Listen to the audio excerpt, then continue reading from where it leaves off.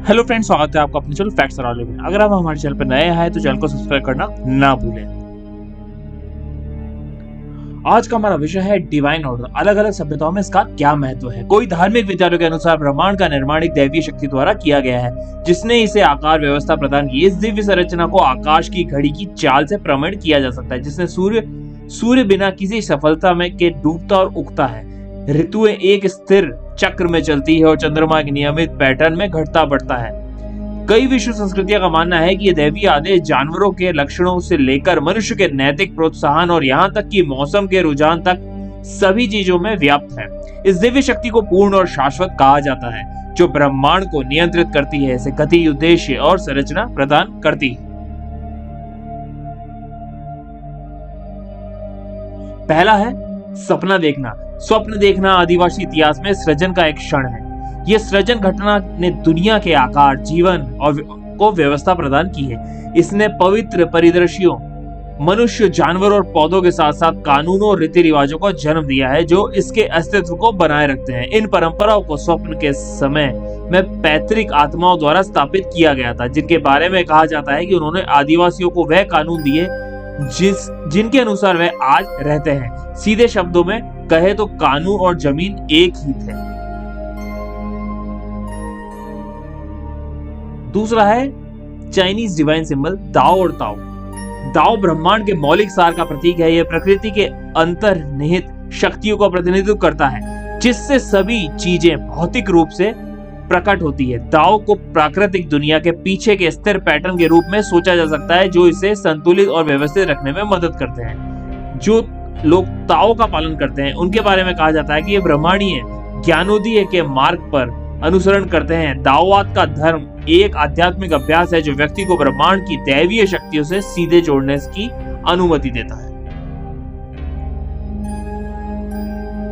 अगला है इजिप्शियन मात। मात एक शासी सिद्धांत है, जो सभी चीजों को नियंत्रित करता है और उसे एक सार के रूप में माना जाता है, जो ब्रह्मांड को एक साथ रखता है। मिस्र वासियों ने मात को एक देवी के रूप में प्रतिष्ठित किया और माना कि वह शुष्क मौसम में बारिश के आगमन के साथ साथ मानवता की नैतिकता को नियंत्रित करती है, क्योंकि मनुष्य को अराजकता पैदा करने वाली प्रवृत्ति होती है। मात के नियम को फिरौन द्वारा एक कानून बना दिया गया था। प्रत्येक नागरिक की अपेक्षा की गई थी कि वह इन कानूनों का पालन करेगा, अन्यथा दुनिया में अराजकता लाएगा। किसानों से लेकर राजाओं तक से अपेक्षा की जाती थी कि सम्मान, सच्चाई, निष्ठा के साथ काम करे। इसमें कम कुछ भी ब्रह्मांडीय सद्भाव को असंतुलित कर सकता है और दुनिया में अकाल, प्लेग और विद्रोह ला सकता है। अगला है हिंदुइज्म से निकला आरटी। हिंदू धर्म में ऋता प्राकृतिक व्यवस्था का सिद्धांत है, जो ब्रह्मांड के संचालन को नियंत्रित और समन्वित करता है। आरटीए ने प्राकृतिक दुनिया और नैतिक दुनिया दोनों पर शासन किया। यह उन दैवीय कानूनों से निकटता से जुड़ा हुआ है, जो इसे बनाए रखते हैं, जिन्हें धर्म के रूप में जाना जाता है, और उन आदेशों के संबंध में व्यक्ति को कार्यों को कर्म के रूप में जाना जाता है। आरटीए कानून व्यवस्था सत्य, नियमितता के पीछे का आध्यात्मिक सार है, जो सभी चीजों पर नियंत्रण रखता है। यहाँ तक कि देवताओं को भी मौसम, उर्वरता, उपचार, धार्मिक रीति रिवाजों और ऐसी अन्य शक्तियों को आदेश देकर आरटीए की सेवा करने के लिए बनाया गया था।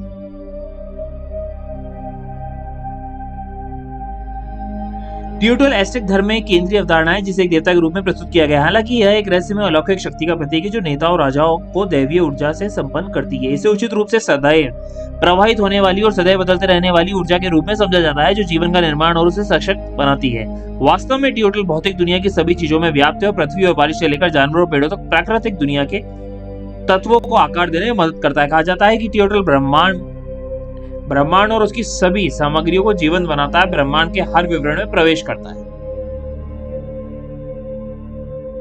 बात करें दैवीय कानून की, तो देवताओं ने मनुष्य के पालन करने के लिए कई कानून, रीति रिवाज विकसित किए हैं। यदि इन कानूनों परंपराओं का पालन नहीं किया गया तो देवता अप्रसन्न हो जाएंगे और मानवता को अराजकता की ताकतों के हवाले कर देंगे। सुनामी, आक्रमण या भूकंप के रूप में प्रकट हो सकती है।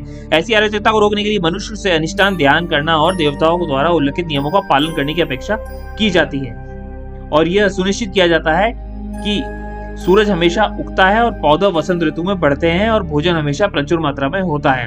पवित्र दुनिया, पवित्र सागर की बात की जाए या पवित्र संसार की बात की जाए, तो आदिवासियों के अनुसार स्वप्न परिदृश्य में कूटबद्ध था और एक दिव्य ऊर्जा के रूप में प्रकट हुआ, जिसे सॉन्ग लाइन्स के रूप में जाना जाता है। जनजाति लोग या कहे पुराने एबओरिजिनल लोग इस पवित्र श्लोक को पढ़ और समझ सकते हैं, जिसमें देश का कानून शामिल था। यह कानून उनकी पैतृक आत्माओं द्वारा नियुक्त किए गए थे और रीति रिवाजों और परंपराओं के बारे में निर्देश दिए गए थे, जिससे उनके समुदाय पर शासन करने में मदद मिलती थी। ये कानून तब पूरा होता जब आदिवासी अपनी दीक्षाओं का अभ्यास करते थे, अपने गीत गाते थे, अपनी कहानियां सुनाते थे और दूसरों को सीखने के लिए गीत की पंक्तियों और अपने सपने चित्रित करते थे।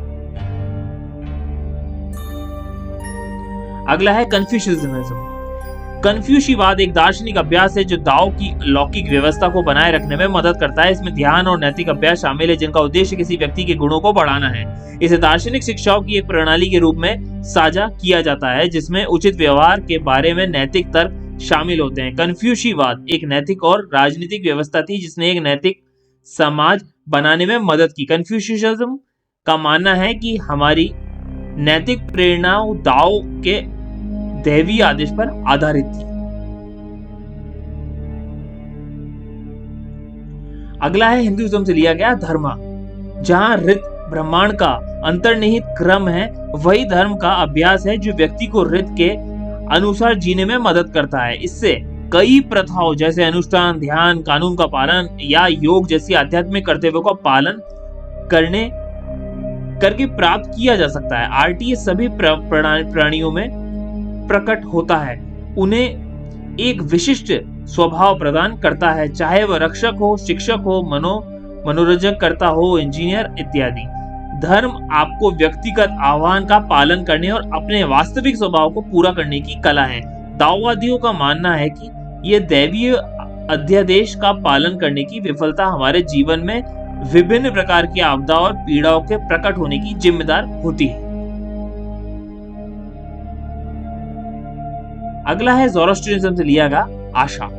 पारसी धर्म में यहूरा मज़दा, जो पारसी धर्म के निर्माता माने जाते हैं, वे अपने दिमाग में ब्रह्मांड की कल्पना की और अपने शाश्वत कानून आशा का उपयोग करके इसे गति में स्थापित किया। पारसी लोगों का मानना है कि आशा नैतिकता का मूल है, जो धार्मिकता, न्याय और हमें हमारे ब्रह्मांड को नियंत्रित करने वाला खगोलीय कानूनों का प्रतीक है। पैगंबर ज़ोरोस्टर के अनुसार नैतिक आचरण और दैवीय ऊर्जा एक ही है।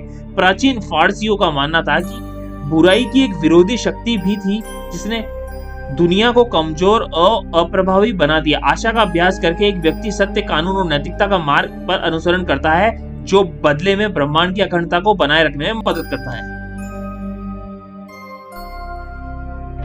अगला है मोज़ेक लॉ, जुदाइज्म से लिया गया।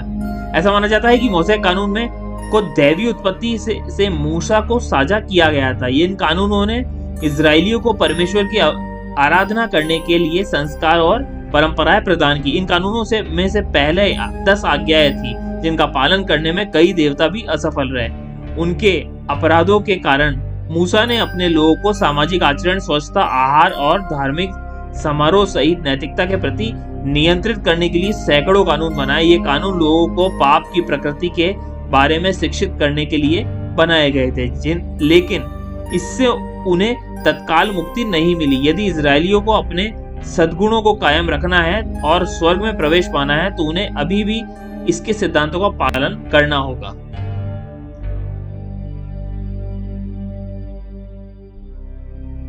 अगला है व्यक्तिगत भाग्य। किसी व्यक्ति का भाग्य उनके जीवन को नियंत्रित और विनियमित करने में मदद करता है, यहाँ तक कि उनके भाग्य को आकार देने में भी। कई धर्मों का मानना है कि यह पूर्व निर्धारित चरित्र के साथ पैदा हुए, जो हमें प्रतिभाओं का एक अनूठा सेट प्रदान करते हैं, जैसे रचनात्मकता, नेतृत्व, समस्या समाधान, चिकित्सा इत्यादि। इन गुणों के अनुसार कार्य करके हम सकारात्मक अनुभव को अपनी ओर आकर्षित कर सकते हैं। बात की जाए भाग्य की, तो पौराणिक दृष्टिकोण से भाग्य एक अलौकिक शक्ति है जो एक सार्थक अनुभव पैदा करती है। इसे एक निर्देशात्मक ऊर्जा माना जाता है जो कुछ घटनाओं के घटित होने का आदेश देती है। कई संस्कृतियों का मानना है कि भाग्य एक संसाधन है जिसे आध्यात्मिक माध्यम से प्रभावित किया जा सकता है, जैसे कि अनुष्ठान करना या देवताओं को बलिदान देना। ऐसा माना जाता है कि इस तरीके से प्रसाद से भगवान की कृपा प्राप्त होगी, जिससे उन्हें दैवीय कृपा या आशीर्वाद मिलता है। इसी अर्थ पर भाग्य एक ऐसी वस्तु है जिसे श्रद्धालु अनुयायियों द्वारा अर्जित और उपयोग किया जा सकता है। अगला है माओरी सभ्यता से लिया गया माना। पॉलिनेशियन धर्म में एक आध्यात्मिक ऊर्जा है जो सभी चीजों को प्रभावशीलता, प्रभाव, प्रतिष्ठा प्रदान करती है। यह एक ऐसी शक्ति है जो किसी व्यक्ति, स्थान और वस्तु से निकलती है, उनकी क्षमता को बढ़ाती है और उसके भाग्य को आकार देती है। यह अदृश्य शक्ति एक संसाधन की तरह जिसे साझा किया जा सकता है, खत्म किया जा सकता है या बलपूर्वक छीना जा सकता है। यदि कोई शासक स्वयं को देवताओं के प्रति समर्पित कर देता है तो समाज समृद्ध होता है, लेकिन यदि वह उसके सम्मान देने में विफल रहता है तो विनाश होगा। बदले में उसे मार दिया जाएगा या प्रतिस्थापित कर दिया जाएगा। मन को यौन मिलन, युद्ध या ताबीज पहनने से बढ़ाया और संरक्षित किया जा सकता है। अगला है हिंदू धर्म से ही लिया गया एक और चीज, कर्मा। कर्मा एक स्व नियामिक कानून है जो किसी व्यक्ति के कार्यों को नियंत्रित करता है। वस्तुतः किसी व्यक्ति के विचारों, शब्दों और कार्यों का कारण है। अच्छे कार्य करने से एक व्यक्ति सकारात्मक परिणाम प्राप्त करेगा, जबकि अधिक बुरे कार्य अंततः उसे अधिक हानिकारक परिणामों की ओर ले जाएंगे। ये प्रभाव आवश्यक रूप से तत्काल नहीं होते, लेकिन पूर्व जन्म के माध्यम से भविष्य के जन्मों में आत्मा पर देखे जा सकते हैं। इसके अतिरिक्त जीवन में अनुभव किया गया अच्छा और बुरा भाग्य पिछले जन्म में किए गए अच्छे और बुरे कार्यों का परिणाम हो सकता है।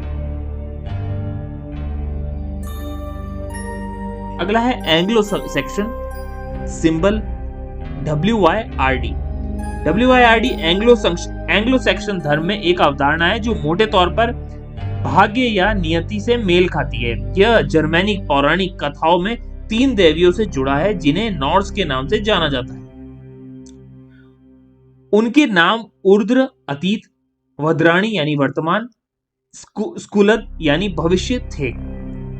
उन्होंने सभी व्यक्तियों के भाग्य को चरखे पर बुना था और जर्मैनिक पैंथियन में वे एकमात्र देवता थे जिनके बारे में कहा जाता है कि वह कानून से परे थे। चूंकि किसी व्यक्ति का जीवन सूत्र पहले से ही बुना होता है, इसे बदला नहीं जा सकता। हालांकि कुछ लोग कहते हैं कि इसे नए रूपों में विस्तारित किया जा सकता है। वास्तव में व्यक्ति का जीवन सूत्र ही उनके जीवन का सामान्य रूपरेखा निर्धारित करता है और अतिरिक्त पैटर्न जोड़े जा सकते हैं जिससे उनका जीवन अनुभव समृद्ध होता है। और आखिरी है ग्रीक से लिया गया मोइरा। नॉर्स मिथक के नॉर्न के समान मोइरा 3 बहनें थी जो भाग्य की शक्ति पर निर्भर थी। जिस प्रकार रात के आकाश में सूर्य और चंद्रमा एक पूर्वानुमीय पैटर्न में चले गए, उसी प्रकार मनुष्य और देवता भी पूर्वानुमीय पैटर्न द्वारा शासित हुए, जिसे भाग्य के रूप में जाना जाता है। ग्रीक लोक कथाओं के अनुसार मनुष्य और देवता एक दिव्य धागे से बंधे थे जो 3 भाग्यों द्वारा बुना गया था, जिन्होंने उनके जन्म, जीवन शैली और यहाँ तक कि मृत्यु के समय को भी निर्धारित किया था। यह आपके जन्म से पहले ही आपके जीवन का एक नक्शा तैयार करने जैसा है जो आपके जीवन के सभी पहलुओं को निर्धारित करता है। उन्होंने प्रत्येक व्यक्ति पर नजर रखी और यह सुनिश्चित किया कि उन्हें सौंपा गया भाग्य बिना किसी रुकावट से अपना काम करता जाए। ऐसी और रोचक जानकारी जानने के लिए जुड़े रहिए मेरे चैनल से। धन्यवाद।